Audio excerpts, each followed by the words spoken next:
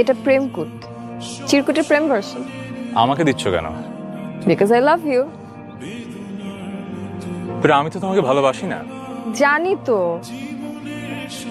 তোমার আমাকে ভালোবাসার দরকার নেই, কিন্তু আমি তোমাকে এত ভালোবাসবো যে তুমি সেটার এফেক্টই সারা জীবন শেষ করতে পারবে।